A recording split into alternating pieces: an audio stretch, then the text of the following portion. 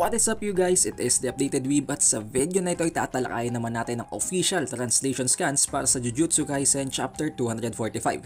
In the previous video, napag-usapan natin ang tungkol sa Jujutsu Kaisen Chapter 245 na spoilers and leaks lang. Kaya lilinawin natin ang bawat detalyeng nabanggit sa spoilers and leaks na yon at i-confirm natin ang bawat pangyayari na hindi pa natin sure na nag-take place sa leaks. Huwag na nating patagalin pa at mag-proceed na tayo sa chapter at hand. May kita natin tulad ng nakaraan, ang pinakaunang page ay ang paglalaban nitong si Uraume at ng Lucky Immortal na si Hakari.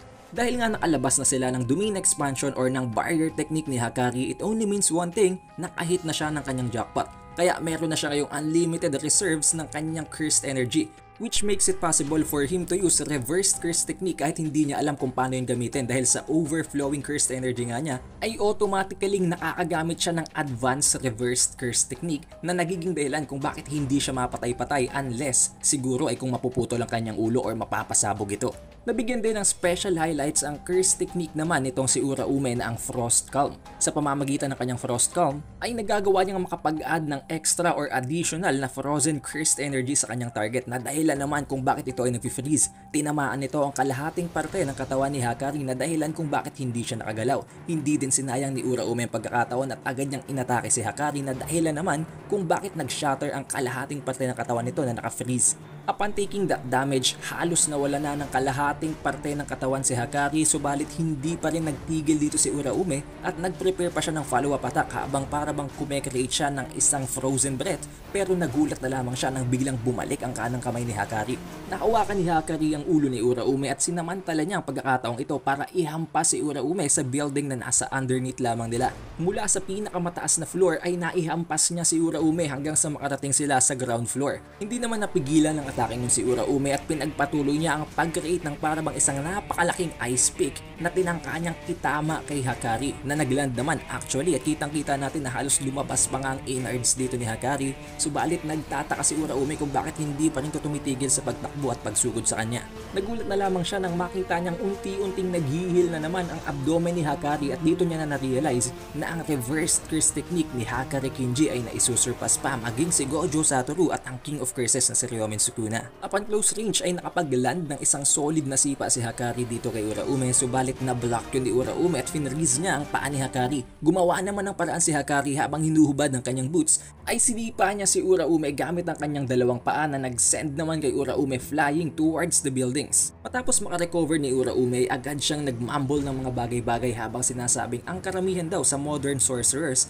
ay pinipiling magpakatao habang iniiwasan ang makasira ng mga bagay-bagay at maging modest. Subalit kakaiba daw si Hakari at hindi siya nag-a-align sa ganong mga gawain at sa ganong logic. Kaya hindi niya mamamalit si Hakari dahil hindi siya katulad ng mga common pang sorcerers. Therefore, in order to beat Hakari ay kailangan niyang ibigay ang kanyang overwhelming strength at kailangan niyang hindi na itrato si Hakari as a human anymore. Na para bang ang gusto lang sabihin dito ni Uraume, ina-acknowledge niya si Hakari as a worthy opponent kaya ibibigay niya na ang lahat ng kanyang makakaya at hindi niya na tumamaliitin pa. Gamit ng kanyang sariling curse technique ay finreeze niya ang lahat ng mga pipes na nasa ilalim ng kinatatayuan nila na dahilan naman kung bakit nagumapaw ang mga tubig na dumadaloy dito.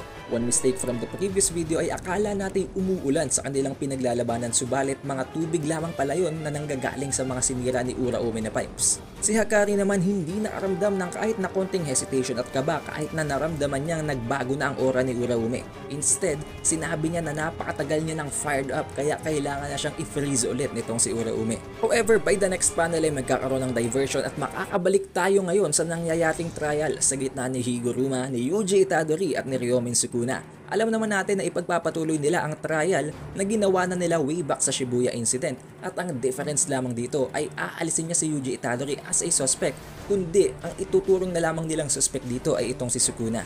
Higuruma has been preparing for this for too long already kaya alam na niya na kung paano niya padadaluyin ang magiging trial para completely makuha nilang death penalty na punishment para kay Sukuna. Nasabi niya na hawak-hawak niya na ang proof na talagang may kinalaman si Sukuna sa mass massacre na nangyari sa Shibuya at ang natatanging way lamang para matakasan nitong si Sukuna at para mababaan ang magiging punishment sa kanya ay kung sasabihin niyang meron siyang mental issues na maglo-lower ng criminal liability niya. Binabanggit sana ni Higuruma ang mga kondisyon at kung ano ang mga regulations sa loob ng ginagawa nilang trial, subalit bigla siyang pinutol ni Sukuna habang sinasabing alam niya na ang mga tungkol sa bagay na yon dahil naranasan niya na yon nang nasa loob pa siya ng katawan ni Yuji nang mangyaring trial para kay Yuji way back nung una pang maglaban si Yuji at si Higuruma.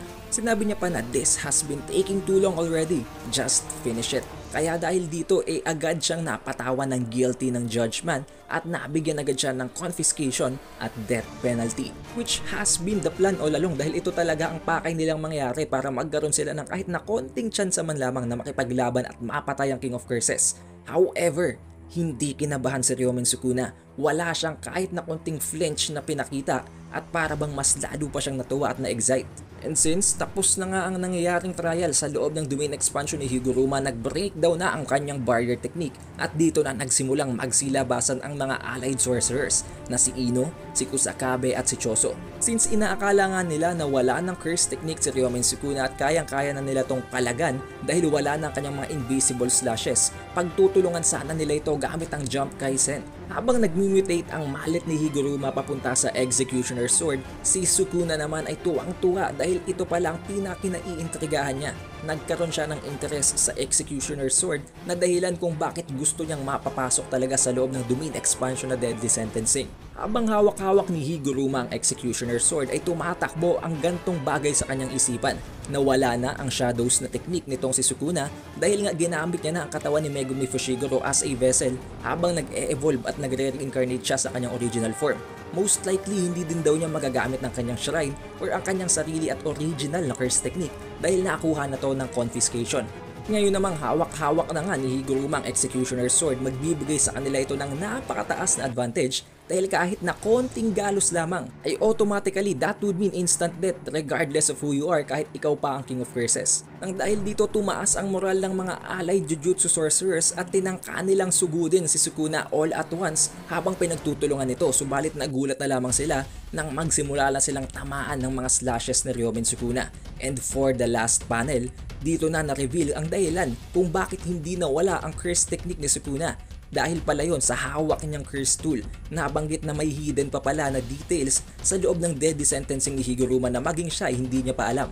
Kapag may hawak na cursed tool or cursed weapon ang isang tao na nasa loob ng Deadly Sentencing, kahit pa maakusahan siya ng death penalty or ng confiscation, hindi mawawala ang kanyang curse technique but instead ang curse technique ng cursed weapon na hawak niya na dahilan kung bakit na-retain pa rin ni Sukuna ang kanyang malevolent shrine. Ngayon napakarami sa atin ang nagsasabing napakatindi daw ng plot armor ng King of Curses, subalit hindi natin masisisi si Gege Akutami dahil binigyan na tayo ng hint nito ng foreshadowing way back sa napakaraming chapter na nagdaan. Sa nangyaring laban ni Toji, laban kay Dagon ay nabanggit doon na ang Playful Cloud ay ang nag-iisang curse tool na walang curse technique na imbued into it. Kung hindi, nagbabase lamang ito sa sheer strength ng gumagamit nito. Meaning meron talagang curse technique ang bawat special grade na curse tool. Maaring mula pa noon ay talagang pinaplat na ni Gege Akutami na mangyari ang bagay na ito at talagang ginawan niya ng paraan para hindi masabing napilit lang na mailigtas si Sukuna ng plot. And one more thing kung papansinin natin, may napakalaking difference kay Judgment sa nangyaring trial kay Yuji Itadori at sa nangyaring trial naman kay Ryomen Sukuna. Nakita natin na kay Yuji Itadori ay nagalit lamang ito, subalit kay Ryomen Sukuna ay naputol ang mga strings na nakabalot sa kanyang mata. Maaring magkaroon ng evolution or ng mutation sa curse technique or sa barrier technique ni Higuruma na pwedeng mag-take place soon. However, that is where the chapter ends and hindi naman magkakaroon ng chapter break next week, kaya konting intay lang at malalaman na natin ang susunod na kabanata. If you reach this point, surely you had a great time naman, diba? Kaya mag-iwan ka na ng like, subscribe at i-ring mo na din ang bell button. It is The Updated Weeb and I'll see you on the next one.